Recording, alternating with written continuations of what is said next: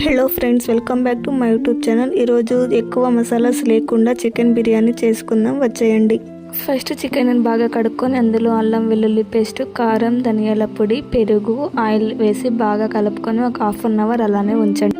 ఒక కుక్కర్ తీసుకొని అందులో ఆయిల్ వేసి అప్పుడే మ్యారినేట్ చేసుకున్న చికెన్ కూడా వేసేసి ఒక 10 మినిట్స్ పాటు బాగా కలుపుకోండి.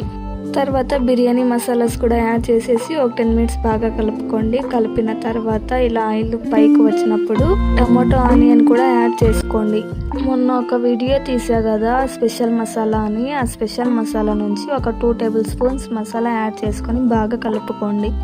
ఇలా మసాలా దగ్గరికి అయ్యి ఆయిల్ పైకి వచ్చేటప్పుడు ఫ్రైడ్ ఆనియన్స్ కూడా యాడ్ చేసుకొని బాగా కలుపుకోండి. కలుపుకున్న తర్వాత మీకు రైస్ ఎంత కావాలో అంత యాడ్ చేసుకొని రైస్ క్వాంటిటీ బట్టి వాటర్ యాడ్ చేసుకునేసి సాల్ట్, లెమన్ యాడ్ చేసుకొని బాగా కలుపుకొని ఒక 3 విజిల్స్ ఉడికించండి. అంతే, tasty chicken biryani is ready.